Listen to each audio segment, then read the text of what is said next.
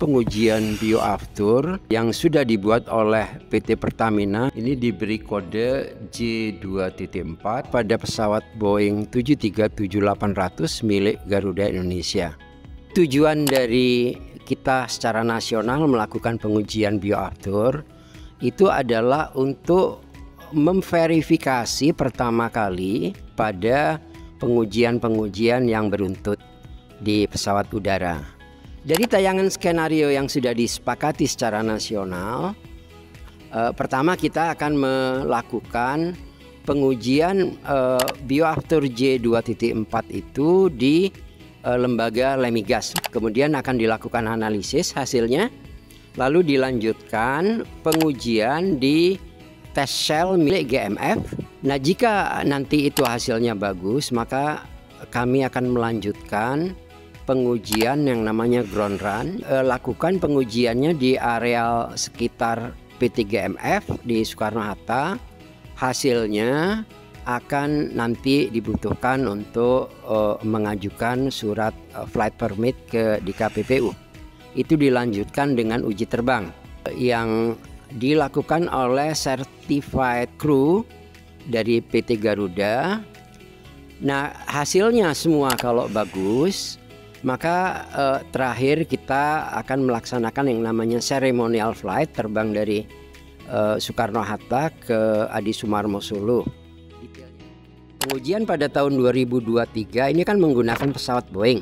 Nah, konsultasi dengan pihak Boeing itu mengharuskan terlebih dahulu tim uji nasional ini melakukan pengujian extended requirement dari D1655. Maka terlihat bahwa semua parameter sifat fisika dan kimia bioaftur memenuhi D1655 termasuk extended requirement tadi yang angkanya lebih kecil dari batas maksimum unconverted fatty acid ya, yang extended tadi. Pengujian pada test cell dimaksudkan pengujian engine secara terisolasi. Jadi engine 737 ini dimasukkan kepada suatu lorong. Nah, kemudian sisi lain dari lorong itu adalah control room dari test cell. Engine-nya sekarang terlihat berada dalam posisi pengujian. Semua data lingkungan, data hasil getaran engine dan sebagainya, dan performance engine, misalnya thrust, specific fuel consumption, dan batas operasional engine dimonitor. Dan untuk meningkatkan safety, maka disepakati dengan pihak DKPPU dan juga dengan Boeing, maka kita hanya mengisikan bioaftur J2.4 pada salah satu engine, sedangkan engine yang lain, dalam hal ini engine sebelah kiri, masih menggunakan Jet A1. Jadi dilakukanlah pengurasan sampai sebersih-bersihnya pada tangki yang terletak di sayap sebelah kanan, flushing ya. Dan itu dilakukan, kemudian baru kita mengisikan bioaftur. Jadi pesawatnya dalam kondisi ready untuk ground run dengan engine sebelah kiri menggunakan Jet A1 dan sebelah kanan menggunakan bioaftur. Biasanya dalam pengujian yang sedikit berbahaya hanya certified air crew yang diperbolehkan. Namun atas kebijakan dari teknisi, maka diizinkanlah kami itu on board memberikan witness dan juga memberikan diskusi selama jalannya pengujian. Nah, hasil dari semua perjalanan pengujian itu diajukan ke DKPPU untuk mendapatkan flight permit.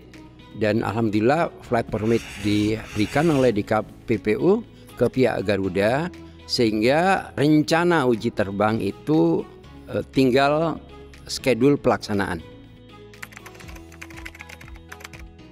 Uji terbang dilakukan di ruang udara di selatan Pelabuhan Ratu. Ini menjadi tes area untuk Garuda Indonesia. Pengujian meliputi dari climb performance, dilanjutkan kepada initial cruise, kemudian kepada economical cruise, dan dilanjutkan terakhir ke maksimum continuous. Ketinggian terbang mulai dari sekitar 30.000 feet sampai dengan 41.000 feet. Jika dibandingkan dengan hasil uji di hari sebelumnya, perbedaan performan dari engine itu tidak jauh beda. Itu angka maksimum selisih kurang dari 2%. Ini sendiri kita laksanakan sesuai dengan checklist yang ada. Jadi bertahap gitu ya, secara sequence-nya. Dampak terhadap engine itu tidak ada kendala yang signifikan. Dalam artian perbedaannya pun tidak jauh berbeda gitu. Yang kedua, kita climb sampai di maksimum certified altitude yaitu 41.000, dan sesuai daripada TAT maupun fuel breathing temperature indicator-nya juga masih menunjukkan terhadap limitasi yang ada, dan itu normal. Dan yang paling penting di dalam tes engine diesel dan acceleration ini adalah pada saat kita turun menuju 37.000 feet, dan hasilnya juga alhamdulillah juga bagus dan tidak ada kendala yang signifikan sampai kita continue desain. Yang kita khawatirkan itu sebenarnya ada orang yang salah interpretasi terhadap data, tapi terlanjur ngomong di publik. Makanya tadi boleh data itu, tapi itu data ini ya itu yang dianggap bahwa memang itu di dalam.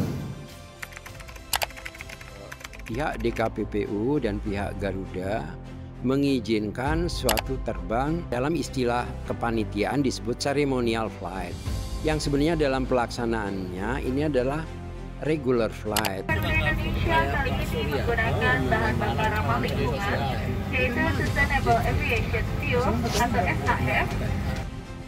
Bukan hanya peneliti merasakan pertama kali terbang dengan bioaftur ini, tapi juga masyarakat surprise untuk tahu yang tiba-tiba bahwa ternyata penerbangan ini adalah bagian dari pertama kali bioaftur dicoba di regular flight. Sangat positif tanggapannya, secara teknis sangat positif. Jadi tim peneliti membuat suatu laporan